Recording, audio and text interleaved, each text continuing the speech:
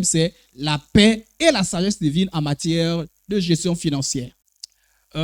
Philippiens chapitre 4, le verset 6, il y a une recommandation ferme de notre Seigneur Jésus. Ne vous inquiétez de rien.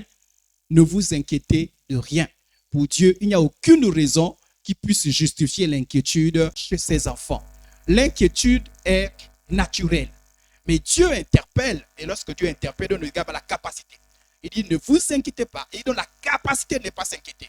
Ne vous inquiétez de rien, mais en toutes choses, faites connaître vos besoins. Donc, il y a deux choses que Dieu dit. Premièrement, ne vous inquiétez pas. Et souvent, nous commettons une erreur, c'est que nous nous inquiétons tout en faisant connaître nos besoins à Dieu. Dieu dit non, la première chose, c'est choisissez de ne pas vous inquiéter. Et en choisissant, en faisant ce choix-là, maintenant, présentez-vous à Dieu dans une attitude de foi. Nous ne nous inquiétons pas parce que nous croyons que notre Dieu est capable de répondre à nos besoins et de pouvoir à nos besoins. Faites connaître vos besoins à Dieu par des prières et des supplications avec des actions de grâce. Je vous laisse la paix. Je vous donne la paix. Vous savez, la première chose que Dieu donne lorsqu'on élève vers lui des prières, c'est la paix.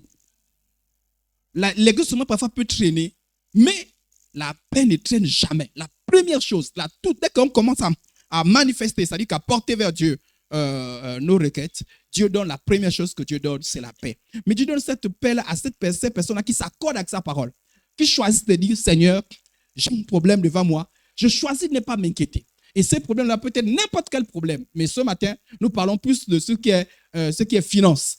Nous avons cette situation-là, mais je choisis de ne pas m'inquiéter. Je me recommande, je m'abandonne entre tes sur mains. Et quand nous faisons ainsi, Dieu nous donne sa paix. Que votre cœur ne se trouble point et ne s'alarme point. Peu importe la raison. Frères et sœurs en Christ, c'est le devoir de vérité ce matin.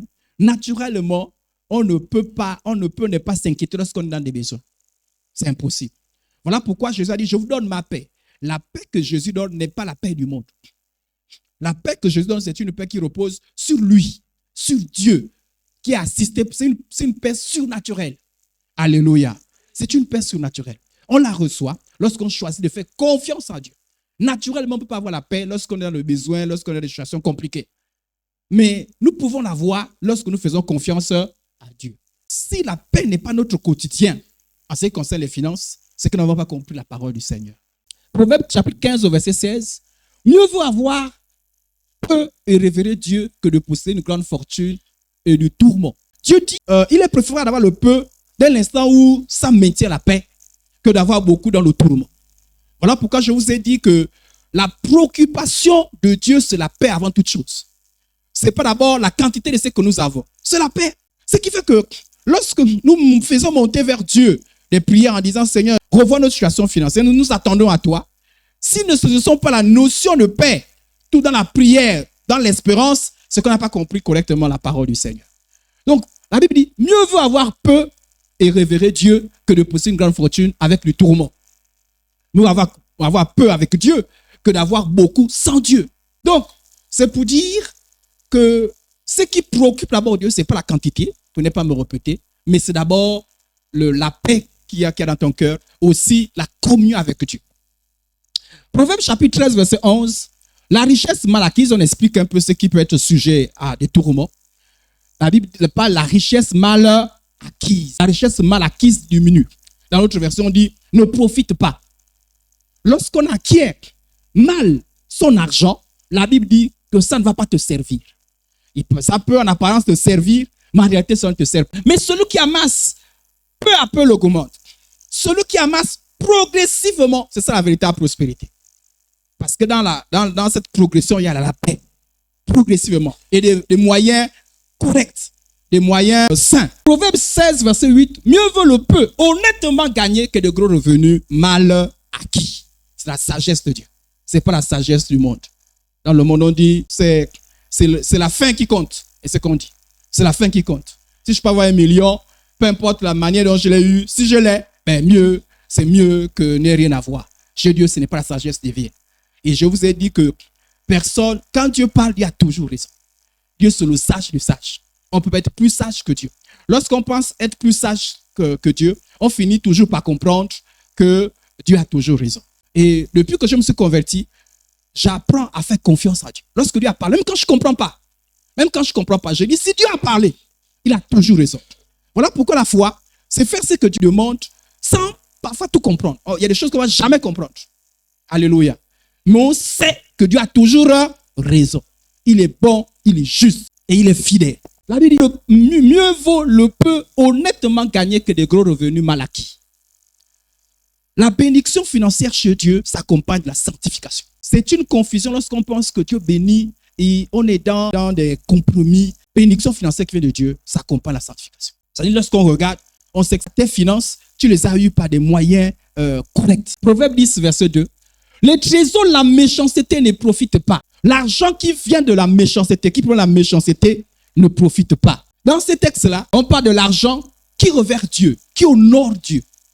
Il y a un argent, permettez l'expression, qui honore Dieu. Et cet argent qui honore Dieu est honnêtement gagné. Et cet argent, cette prospérité-là, se forme progressivement. Et cela vient soit du travail, c'est que propose la Bible. On peut avoir un héritage, ça peut venir des dons. Voilà la prospérité divine. Voilà la prospérité qui vient de Dieu. De l'autre côté, dans les textes avant lu, il y a l'argent qui est mal acquis, qui est acquis par la méchanceté et des voies mauvaises. La Bible dit que ça ne profite pas et cela est source de tourment. Quand nous parlons de l'argent mal acquis, essayons d'expliquer un peu ce qu'on attend par l'argent mal acquis. C'est par exemple les vols. Ça va du petit vol jusqu'au grand vol. Ça va du vol en entreprise, ça va du vol à la maison, tout ce qui est vol. Peu importe la forme que ça prend. Tout ce qui est détournement. Voilà pourquoi j'ai dit, on ne peut pas être un enfant de Dieu. Les choses anciennes sont passées, toutes choses sont devenues nouvelles. On ne peut pas se réjouir que Dieu m'a béni, tandis que la source de nos finances, c'est le vol, c'est le détournement. C'est l'arnaque, c'est les fraudes, c'est l'escroquerie. L'enfant de Dieu ne se livre pas à toutes ces pratiques. C'est la prostitution. C'est-à-dire ton argent, tu l'acquiers en se livrant à la prostitution. Chez les hommes, vous allez voir qu'il y a des gens qui sont dans les pratiques de l'homosexualité, pratiques de sodomie pour avoir de l'argent, pour avoir un poste. Parce que quand on parle de poste, c'est toujours l'argent. On vous dit, est-ce que vous voulez avoir un poste? À l'époque, c'était plus les femmes qu'on harcelait. On disait, tu vas avoir un poste, tu vas avoir une promotion, tu vas avoir plus d'argent. Ben, sors avec moi. C'était plus les femmes qu'on harcelait. Aujourd'hui, même les hommes, par les pratiques comme la sodomie. Et beaucoup de gens se livrent à ça au nom de l'argent. Et malheureusement, parfois, parmi toutes ces personnes-là, il y a aussi des gens qui viennent de l'église. Et parfois, qui osent me témoigner. Seigneur, frère et soeur en Christ, Dieu m'a béni. Et parfois, ça peut mettre, même nous les pasteurs, qui se livrent à ces pratiques au nom de l'argent. Ça, ce n'est pas la bénédiction financière. Je vous ai dit que la bénédiction financière vient avec la sanctification. Ce qui vient de Dieu, c'est lumière. Dieu n'est pas ténèbres. Dieu est lumière. L'argent mal acquis, c'est tout ce qui est usurpation. Mardi, jeudi, je vous ai parlé de ces personnes qui, par exemple, s'accaparent de l'héritage. Un père, une mère a laissé des biens, a été rappelé par le Seigneur. Et puis, vous voyez des gens qui se lèvent de nulle part au nom des liens de famille, oncle, tante, je ne sais quoi, grand-père, je ne sais pas, cousin, et qui viennent s'accaparer. J'ai prié pour une jeune fille. Son père avait laissé beaucoup de biens. Mais les gens sont accaparés. Elle était se retrouvée dans une situation de précarité pendant que son père avait laissé. On a dit à elle et à sa mère, vous deux, on vous livre en sorcellerie. On vous détruit en sorcellerie. Donc, craignant la sorcellerie, elles ont lâché prise. Et cette fille souffrait. Elle n'a même pas pu continuer correctement ses études. Parce que des méchants, et parfois ces méchants viennent à l'église, lèvent les mains vers le ciel. Et s'accaparent. Et on rend grâce. Frères et sœurs en Christ, ma voiture, la méchanceté. Mon terrain, la méchanceté. Oh mes biens, bien de la méchanceté. J'ai reçu ça, méchanceté. Méchanceté. Toi-même, tu sais que tu ne peux pas faire ça du vivant de celui qui est parti. Mais comme il n'est plus là, il ne peut plus défendre. On vient, on s'accapare au nom de beaucoup de choses. C'est la méchanceté. On ne peut pas lever les mains vers le ciel en disant Dieu m'a béni. si notre argent provient de toutes ces choses. Les pratiques occultes. Il y a des gens qui sont dans les pratiques occultes pour avoir de l'argent. Il y a des gens qui adhèrent à des cercles bizarres à cause de l'argent. Il y a même des gens qui adhèrent à des organisations. Pas par conviction, par l'argent. Il y a des gens qui suivent l'argent comme c'est pas. Ça dit qu'ils sont esclaves de l'argent. Ce n'est pas chrétien. Ces voies-là ne sont pas des bonnes voies. Ça dit que tu n'es pas libre. Tu as l'amour de l'argent. Il y en a d'autres encore, c'est la mendicité. Il y a des gens qui ont fait, vous savez, on peut avoir recours à l'aide. Tout le monde peut demander l'aide. Mais il y a des gens, ce n'est plus de l'aide, c'est la mendicité. Il y a même des gens qui font leur fortune avec le téléphone simplement. Allô, tante, 20 000. Allô, oncle, 15 000, 35 000. Ah, c'est bon. Allô, frère, 20 000. Faites l'addition.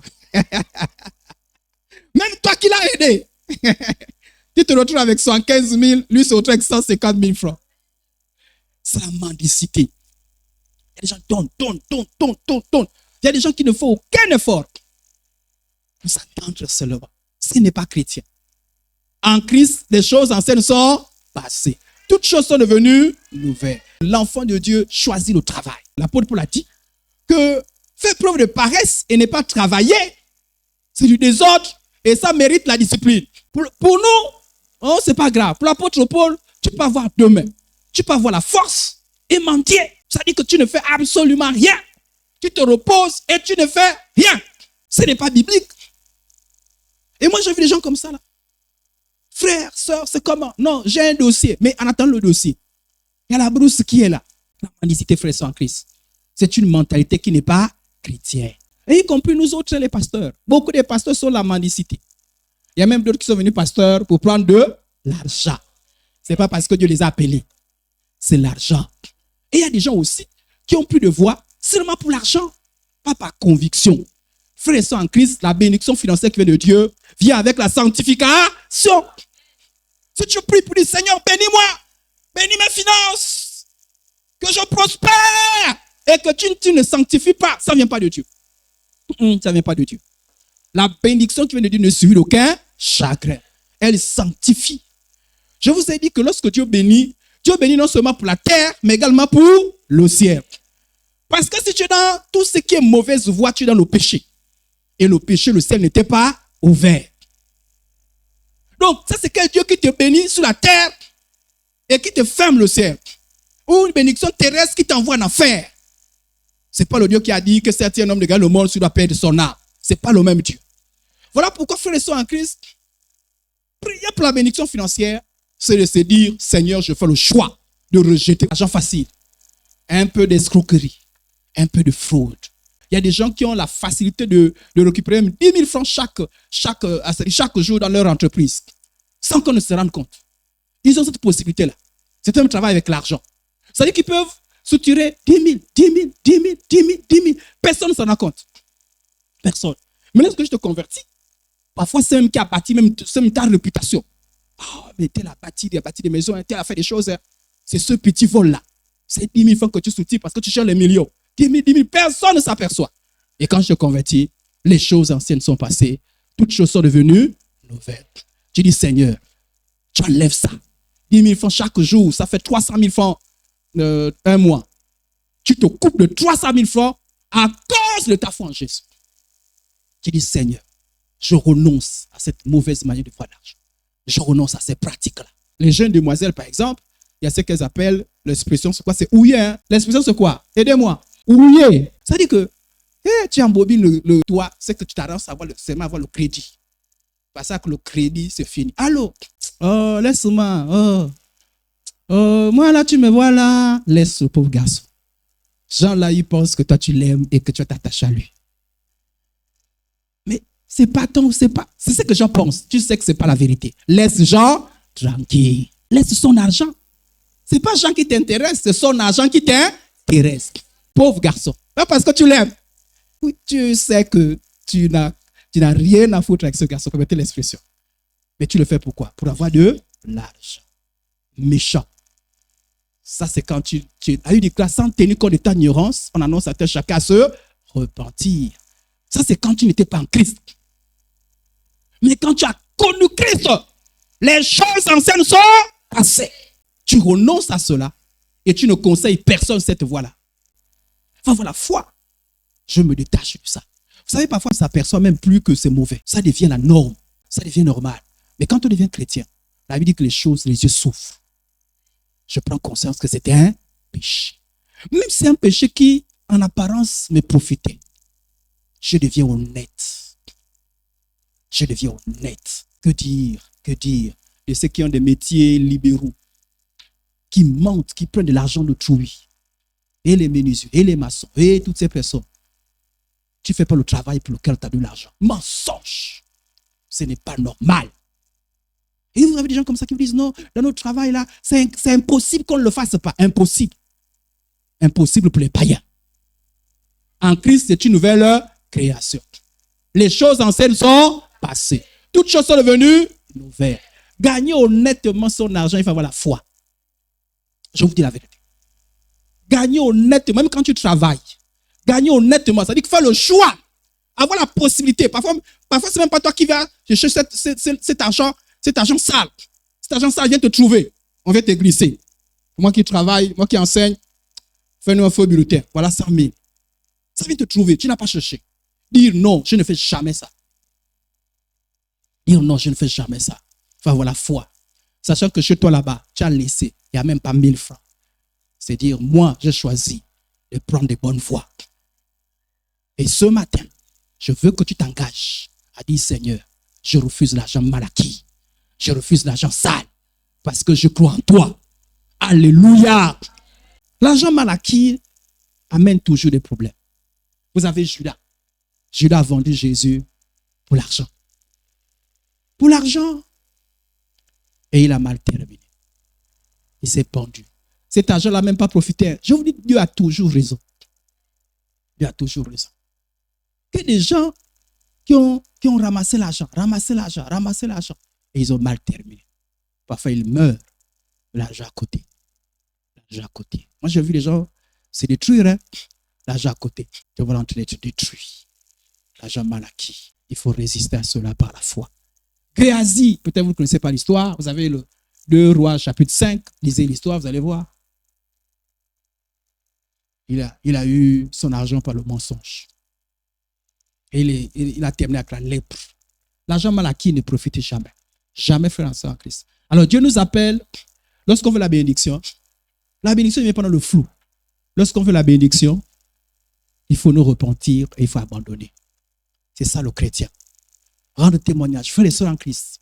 Voilà la manière dont je gagnais mon argent. Je faisais ça. Mais j'ai choisi de ne plus faire cela. Alléluia. J'avais des voies pas bien. Mais j'ai fait le choix. Je me suis appauvri.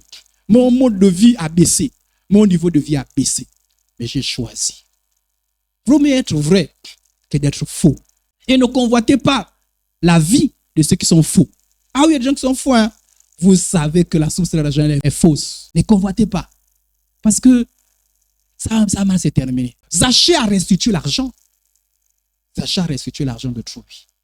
Tu as plus de dettes. Et ça, je vous interpelle chaque fois pour ça. En ce qui concerne les dettes, la Bible, je vous ai dit que la Bible n'interdit pas de recourir aux dettes. Ça peut arriver. La Bible aussi n'encourage pas les dettes. Mais la Bible nous avertit que les dettes, ça a une connotation un peu pas trop bien. Mais on peut avoir recours. Et je vous dis, si vous avez recours, il faut que ce soit rarement. Un chrétien ne vit pas dans les dettes. Et je vous ai parlé de ces dettes-là avec intérêt. Il faut sortir de ça au nom de Jésus. Car même c'est beaucoup de gens qui font ces dettes intérêt, font des pratiques. Comment on va gérer ta carte? Les chrétiens, ça dit que ta carte. Je vous ai dit une fois que est-ce que tu as le besoin? J'appelle un frère, je dis frère, j'ai besoin d'argent. Il m'a dit, je n'en ai pas, mais je connais quelqu'un qui peut te prêter. Je lui ai dit, je vais rendre. Et je suis parti. Il m'a dit, monsieur, vous voulez que je vous prête? Donnez-moi votre carte bancaire. Je dis, non. Je peux vous signer un papier. Je n'avais besoin que de 30 000. Je peux vous signer un papier si vous voulez. Mais ma banque, je ne donne jamais. Ma carte, jamais. Ma carte bancaire. Tu vois, j'ai ma carte bancaire. Ça a commencé comment? Il m'a dit, sans votre carte, je ne vous donne rien. J'ai dit, Seigneur, je m'abandonne entre tes cieux. Je me suis abandonné, c'est ma fille spirituelle qui m'a prié le soir. Elle m'a fait un mandat et j'ai été dépanné. Mais j'ai refusé ça. Combien de gens sont partis de 100 000 francs, se retrouvent à 2 millions à cause des intérêts? Sortez de ça, au nom de Jésus. Les dettes, c'est un dépannage, comme on dit. C'est un cas de faiblesse. Mais tu peux être janvier, en décembre, tu es dans les dettes. C'est plein de dépannage. Il y a quelque chose qui est flou. Il y a quelque chose, tu manques de sagesse. On en a parlé. Il y a quelque chose qui cloche. Tu as un problème dans ta gestion. Tu ne peux pas planifier dans tes revenus du janvier en décembre dette. Ce n'est pas possible. Ce n'est pas chrétien. Tu manques de sagesse. Il y a même certains qui sont 4 ans. Ça dit que jamais tu ne fais un mois, ça fait 4 ans. 4 ans que tu vis dette chaque mois. Ça dit que même les païens se moquent de toi. Vous savez, à l'époque, lorsque j'avais encore... ça, on apprend avec le Seigneur. Hein? Bon, peut-être pas vous, hein, mais j'avais honte. Docteur, oui, on est venu chez toi. Bon, je suis venu faire un prêt là. Et tu regardes, tu dis, comme tu te regardes, tu dis, pitié. Bon, peut-être que vous avez le courage, mais moi, j'ai la tête comme ça là. Et c'est venu. Quand tu as des dettes, payez vos dettes. Payez vos dettes. Paye la maison dans laquelle tu te trouves, chrétien. Paye les bons que tu as pris chez le boutiquier. Est-ce que j'ai des chrétiens qui ne payent jamais les bons? Tu prends les dettes, tu ne payes pas. Et tu viens lever, alléluia, alléluia, tu vois. Chrétien. Chrétien. Et tu es fier. Quand toi, tu vas prendre les dettes là, tu es humble. Hein? Parfois même, il y a le mensonge. Tu n'honores pas ton rendez-vous. Lorsqu'on doit, tu es la première personne appelée. Lorsqu'il y a un problème. Allô, nous sommes au 10. J'avais dit 10. Donnez-moi 2 jours. J'ai un problème pour ce 10 là. Mais 10, tu n'appelles pas. Tu bloques le numéro. Méchant. Tu es méchant. À la limite, je doute même de ta vie chrétienne. La Bible dit que Dieu, sans tenir compte de ta ignorance, annonce à chacun de se repentir. Ce matin, ce qu'on attend de toi, c'est que tu dis, Seigneur, oh, je suis dans le péché. Je me repens. Le boutique, je lui fais les enquêtes. S'il te plaît, tu connais tes aides? Parce que quand elle est venue chez moi, je crois qu'elle avait fait, elle habite quelle où c'est? Non, frère et soeur en Christ.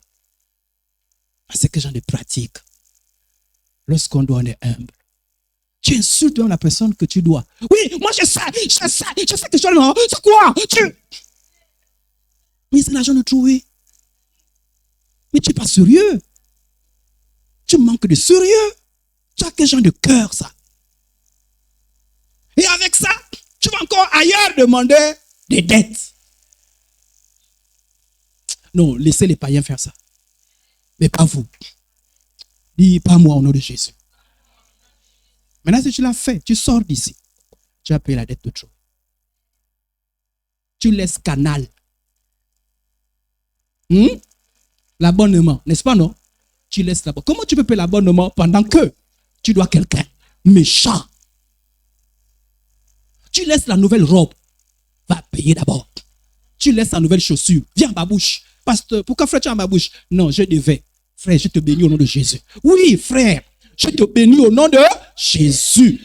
Que tu m'amènes une nouvelle paire de chaussures avec des dettes. Voilà pourquoi je vous ai dit, il ne faut pas que moi, le pasteur, je vous mente en disant bénédiction financière. On est dans le péché. Quelle bénédiction financière on va avoir dans le péché? Il faut que je vous dise la vérité. Moi, je ne suis pas de ceux qui vous mentent. Hein. On va faire les prières là. Dieu dit, ciel fermé. La Bible déclare la main de Dieu n'est pas courte.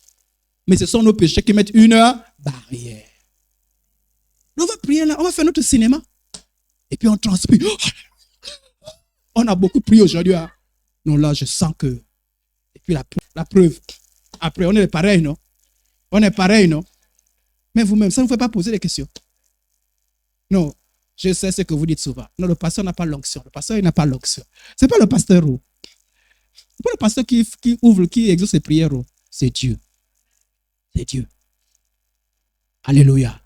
La bénédiction de l'Éternel vient avec la sanctification. Sortons de ces mauvaises voies. Gagnons notre argent honnêtement. Les choses anciennes sont passées. À un moment donné, regarde-toi, dis que non, ce que j'ai, c'est honnêtement. Donc, les premières prières, quand on parle de bénédiction financière, c'est pas d'abord, bénis-moi. Non, Seigneur, aide-moi à restaurer toutes ces choses. Et Zachée a fait cela. Amen, amen. L'homme méchant emprunte et il ne... Donc, celui qui ne rend pas, c'est qui?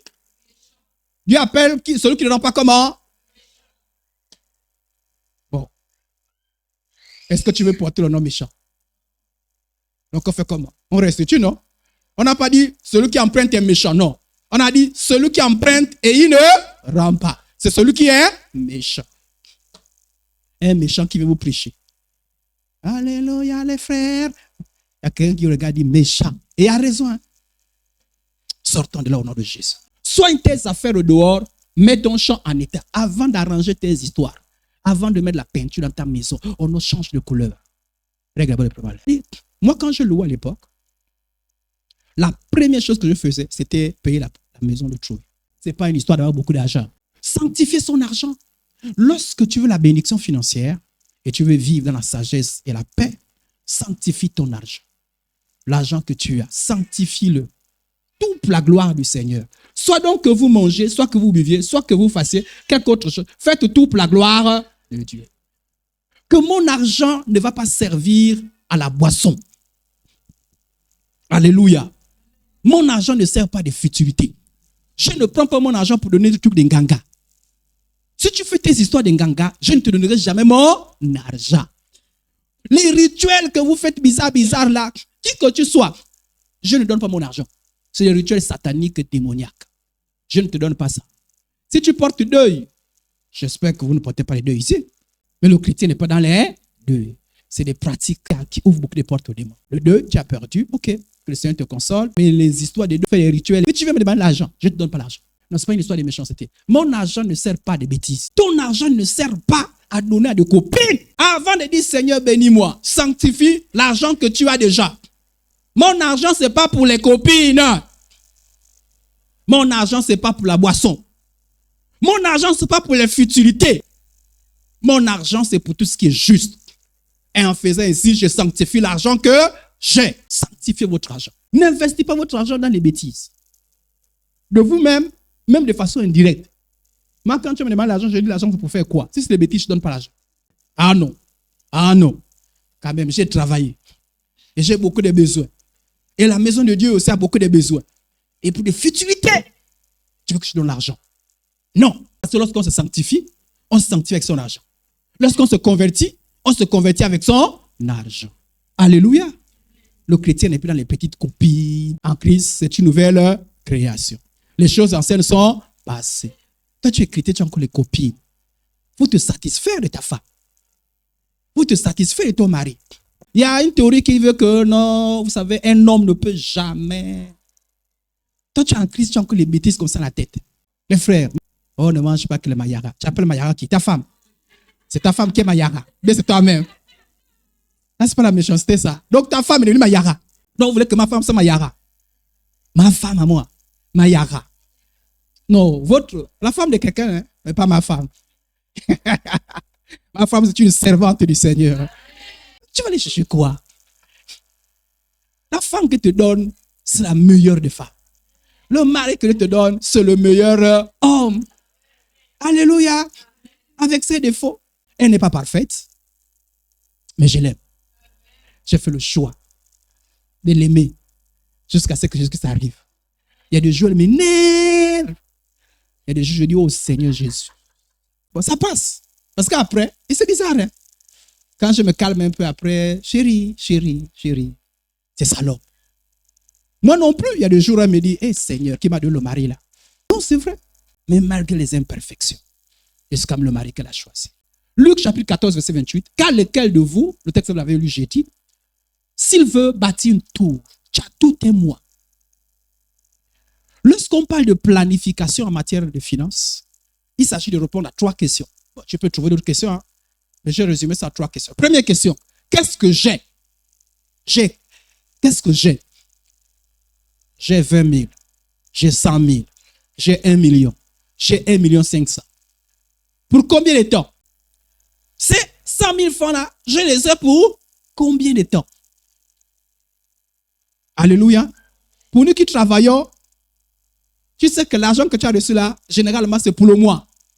Pour toi qui es parti en brousse, peut-être qu'il ne travaille pas. Bon, généralement, ceux qui ne travaillent pas et ceux qui font la brousse, c'est semaine par semaine. Donc, ce n'est pas un jour. Au moins, c'est pour toute la semaine. Au moins, il y a une période déterminée. Et troisième question, qu'est-ce que je peux avoir et faire avec ces 100 000 francs durant un mois? Qu'est-ce que je peux faire avec ces 1 million pendant un mois, pendant 2 semaines? C'est ces 3 questions. C'est là où commence la réflexion. La réflexion. Jésus, c'est Jésus qui a dit ça. Et j'aime Jésus parce que Jésus, il nous a donné tout ce qui est essentiel pour vivre cette terre-là, pendant notre pèlerinage. Donc ici, il s'agit de réflexion et de sagesse. Or, il y a des gens qui refusent de se poser ces 3 questions et même d'y réfléchir. C'est être insensé. Il y en a d'autres qui refusent parce qu'ils estiment que c'est dur de répondre à cette question-là. Lorsque ma femme et moi, nous nous asseyons pour répondre à ces 3 questions, parfois c'est dur, hein? On parle. Parce que j'ai mis une balance, il faut l'équilibre. Tout c'est de trouver l'équilibre. Il ne faut pas que les besoins soient plus nombreux ou bien plus grands, plus importants que le revenu. À la limite, le revenu plus que ça, c'est bien. Mais il faut l'équilibre. Et avoir cet équilibre-là, bon, peut-être chez vous, hein, mais chez nous, pour tout l'équilibre-là, il faut beaucoup réfléchir. Et si tu as des gens qui n'aiment pas trop réfléchir, il y a des gens qui ne réfléchissent jamais. Un jour, on a commis une erreur, ma femme et moi. J'ai pris mon salaire, j'ai mis dans le sac, paf. Elle a pris son salaire, elle a mis dans le sac, paf. On n'a pas réfléchi. Poisson, on a tiré. Dans le sac. Hein. Et puis, au bout de quelques jours, dès qu'on fouille, c'est vide déjà. Oh! C'est on réfléchit. Comment? On a commis l'erreur, n'est pas réfléchi. Ce qui fait que on faisait des choses en fonction de ça. C'est-à-dire que sans réfléchir. Ça, oui. Ça, oui. Ça, oui. Jésus a dit qu'on ne fait pas ça. Jésus a dit, car lequel de vous, s'il veut bâtir une tour chez nous, si tu veux vivre pendant un mois, ne s'assieds d'abord. On s'assoit, on ne dépense pas d'abord. Ça, c'est une résolution de sagesse. Et je vous ai mis le verset ici là. 2 Timothée 2:7, car le Seigneur te donnera l'intelligence en tout temps. En tout temps. Le Seigneur a fait la promesse. Quiconque a besoin de sagesse et d'intelligence, le Seigneur a dit, il donnera la sagesse et l'intelligence en toutes choses. Le verset, depuis que je l'ai connu, dès que je suis coincé, je me refais à ce verset-là. Donc, si tu as du mal à planifier, à plus le verset dit, tu m'as promis l'intelligence en toutes choses. En toutes choses, il y a aussi les finances. Je vous dis, frères et sœurs en Christ, ceux qui arrivent à gérer, c'est ceux-là qui ont l'intelligence et la sagesse financière. Et ne me dites pas, oh, mais c'est pour ceux qui ont fait l'école. Est-ce qu'on t'a parlé de l'école ici? J'ai toujours dit que le chrétien est intelligent 2 fois. Déjà, l'intelligence naturelle. Tout le monde est intelligent, non? Maintenant, tu développes l'intelligence. Ne me parle pas de l'école, mon frère, ma soeur, je ne te parle pas de l'école. On t'a dit, il n'y a que l'école qui développe l'intelligence. Mais en plus, cette deuxième intelligence, c'est une intelligence donnée par le Saint-Esprit.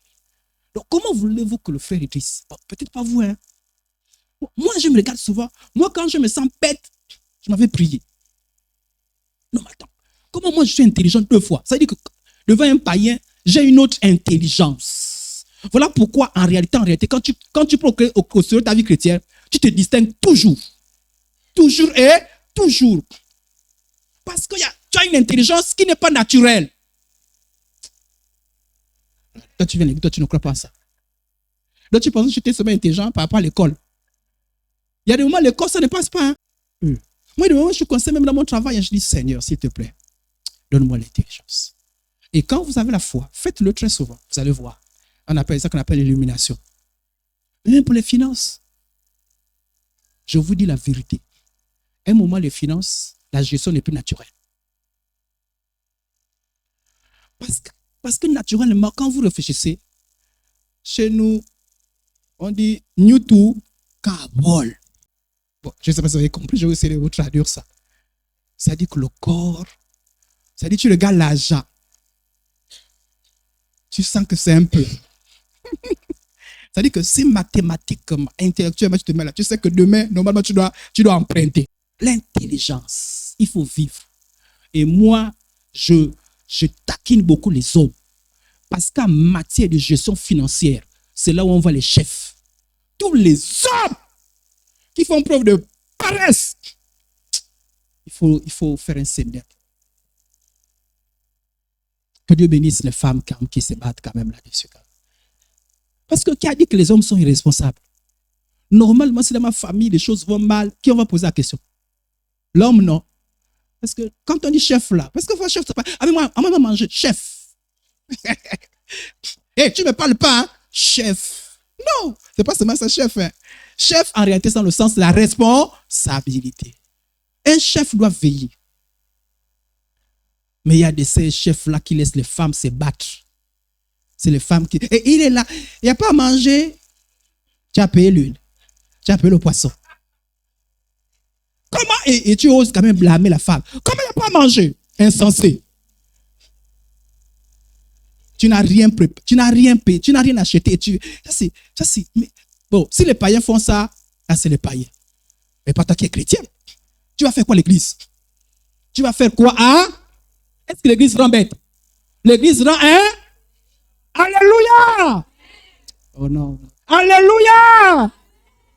Quand tu parles à l'église, tu deviens intelligent. Un homme qui parle à l'église devient intelligent. C'est-à-dire que même sa femme dit non, mon mari est intelligent. Oh non, mon mari est intelligent. Non, non, la mariée, il fait les choses. Oh, j'ai horreur des chrétiens qui sont un peu quand même toc-toc. Et voilà pourquoi les païens se moquent de nous. Alléluia. Le païen, lui, il vient les bars. Toi, tu vas à l'église. Montre-lui que tu es intelligent. Alléluia. Est-ce que le chrétien, c'est pas qui prie? Oh, Seigneur. Donc, la planification, c'est j'ai ça. J'apprends à planifier. J'apprends à faire les choses. C'est ça mon été. Voilà pourquoi le chrétien est stable. Parce qu'il réfléchit. Donc, pendant un mois, qu'est-ce que je peux faire? La question, c'est qu'est-ce que je peux avoir et qu'est-ce que je peux faire? Ça répond à ces trois questions. Je termine. J'ai combien? Soit sache ce que tu as. Il y a des gens qui dépensent, tu ne sais même pas combien tu as. Tu as combien? Pour combien de temps? La planification, c'est comment je fais. L'argent ne peut pas satisfaire les désirs de notre cœur. Peu importe le montant. Mon frère ne dit pas, c'est pas une histoire. C'est pas d'abord une histoire de montant.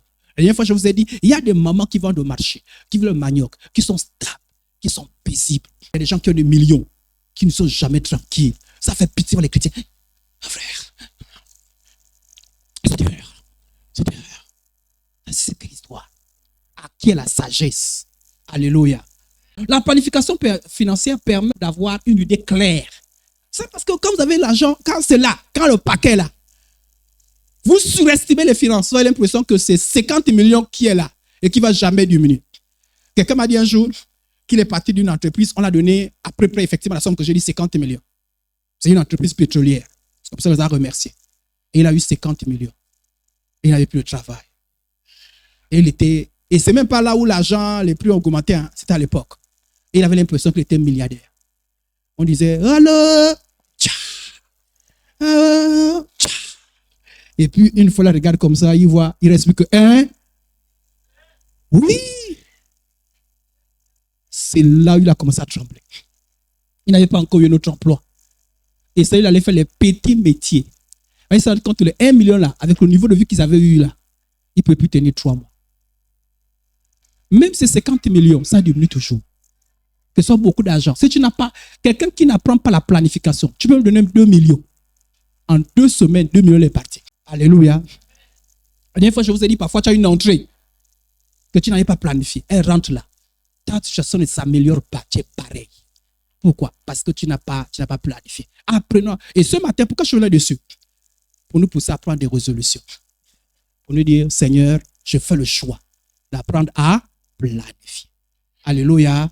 Planifier et vivre en fonction de ses moyens. C'est ce qu'on appelle le contentement. Le contentement ne signifie pas l'acceptation passive de sa situation. Le contentement, ce n'est pas dire que tu es content de ton argent. Tout le monde ici, là, on va avoir plus. Qui ne veut pas avoir plus d'argent ici? Ça dit, tu dis non, Seigneur Jésus, c'est bon. C'est bon, diminue même un peu.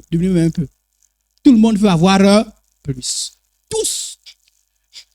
Mais tout en désirant plus, j'apprends à me contenter de ce que j'ai. La véritable foi en Dieu, en effet, est une source de richesse quand on sait être content avec ce que l'on a. C'est-à-dire, le contentement et la planification, c'est qu'est-ce que je peux avoir? J'ai dit, je peux avoir. C'est pas ce que j'ai envie d'avoir. Planifier, c'est pas ce que j'ai envie d'avoir. Ce que je peux avoir. Avec mon argent, je peux louer quel genre de maison? Comment tu peux louer une maison carrelée jusqu'au mur et tu es mendiant et tes enfants n'apprennent pas, ne se soignent pas? Reviens à ton niveau de vie, fonction de ce que tu as. Ne vivez pas au-delà de vos moyens, frères et sœurs en Christ. Moi, le pasteur, j'ai fait ce choix. Maintenant, je ne dis pas que j'ai réussi, mais j'apprends tous les jours. J'ai beaucoup de désirs. Si Dieu vous souffre, si je peux vous installer ce qu'il y a dans mon cœur. Beaucoup de désirs, frères et sœurs en Christ. Et même pour le Seigneur. Mais, pour l'instant, ce que Dieu me donne, je me contente de cela. La preuve, on est dans cette petite case, pourquoi? C'est le contentement, non? On aurait pu aller louer une grande salle. Alléluia. Après, on devait se harceler les uns les autres. Donne l'argent, donnez. Et ça devait faire bizarre. On a dit en attendant que l'on construise, on se gère à l'air. Et ça, le content. Quelqu'un peut venir ici et puis dire, ça c'est quoi? C'est quoi l'histoire? Nous, on se contente d'abord de ça. Et puis un jour, on dira, le contentement, c'est pas que tu veux rester là à l'intérieur. C'est que je crois que je vais progresser. Je crois que je vais plus.